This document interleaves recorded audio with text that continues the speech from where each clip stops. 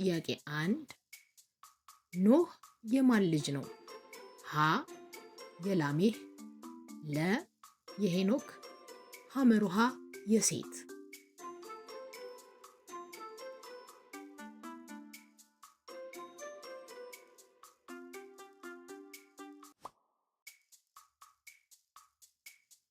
ሁለተኛ ኖህ አካሄዱን ከማን ጋር አደረገ? ሀ ከንጉሥ፣ ለ ከእግዚአብሔር፣ ሐመሩሃ ከወንድሙ።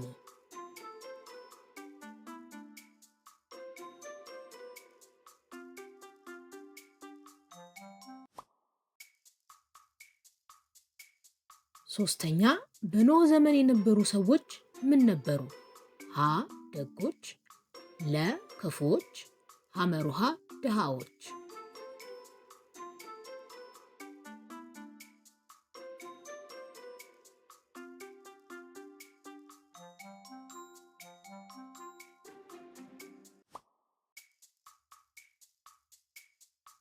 ጥያቄ ቁጥር 4 ኖህ ምን አይነት ሰው ነበር? ሀ ኃጢአተኛ፣ ለ ፈሪ፣ ሐመሩሃ ጻድቅ።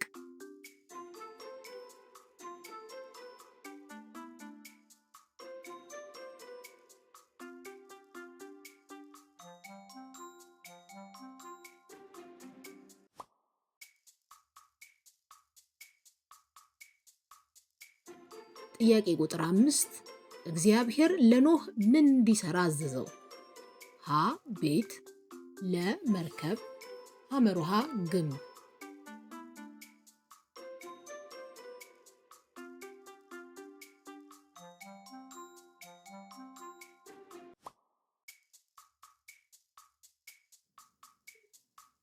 ጥያቄ ቁጥር 6 የኖህ መርከብ ከየትኛው እንጨት ተሰራ? ሀ ከወይራ እንጨት፣ ለ ከጎፈር እንጨት፣ ሐመሩሃ ከዝግባ እንጨት።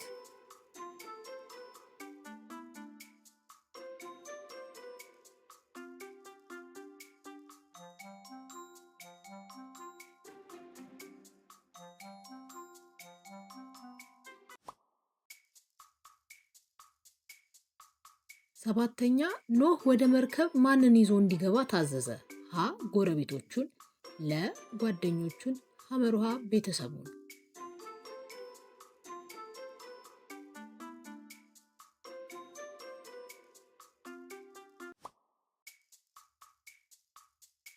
ስምንተኛ ጥያቄ ንጹህ ከሆኑ እንስሳት ስንት ወደ መርከቡ ገቡ? ሀ 2፣ ለ 3፣ ሐመሩሃ 7።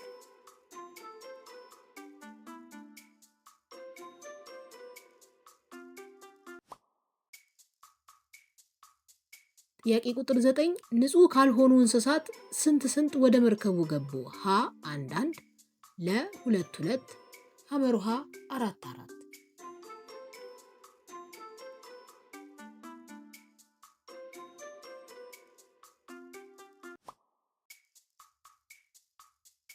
ጥያቄ ቁጥር 10 ኖህና ቤተሰቦቹ ወደ መርከቡ ከገቡ በኋላ መርከቡን ከኋላ የዘጋው ማን ነው? ሀ ኖህ፣ ለ መልአክ፣ ሐመሩሃ እግዚአብሔር።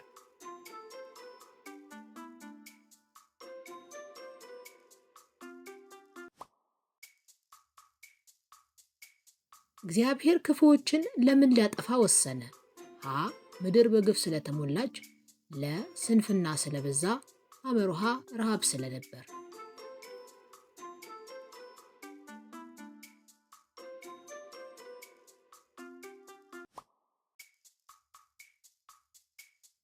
ጥያቄ ቁጥር 12 የጥፋት ውሃ ስንት ቀንና ሌሊት ዘነበ? ሀ 30 ቀንና ሌሊት፣ ለ 40 ቀንና ሌሊት፣ ሐመሩሃ 50 ቀንና ሌሊት።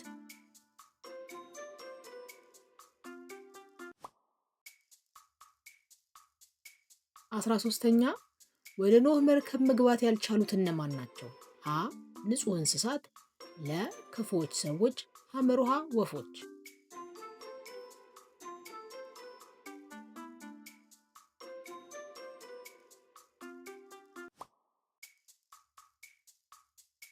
አስራ አራተኛ ተራሮች በምን ተሸፈኑ? ሀ በበረዶ፣ ለ በውሃ፣ ሐመሩሃ በደመና።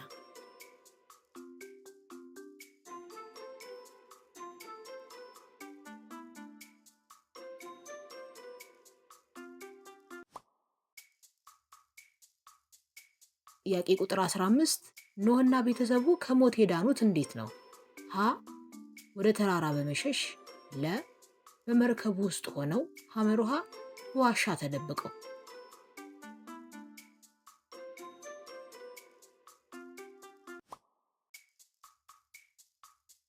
ጥያቄ ቁጥር 16 የጥፋት ውሃ በቆመ ጊዜ የኖህ መርከብ ያረፈችበት ተራራ ስም ማን ይባላል? ሀ ሲና፣ ለ አራራት፣ ሐመሩሃ ታቦር።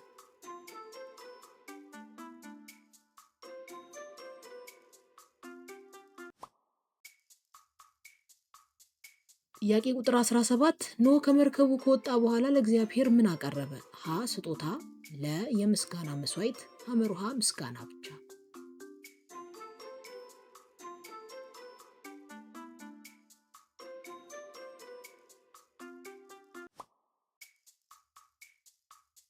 ጥያቄ ቁጥር 18 እግዚአብሔር ዳግመኛ ምድርን በምን እንደማያጠፋ ቃል ገባ? ሀ በእሳት፣ ለ በነፋስ፣ ሐመሩሃ በንፍር ውሃ።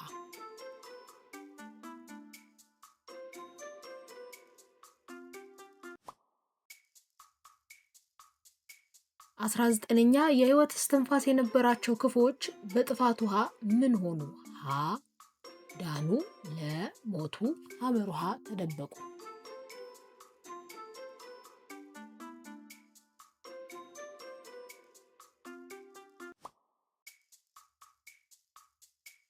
ጥያቄ ቁጥር 20 እግዚአብሔርን የሚታዘዙ ሰዎች ምን ይሆናሉ?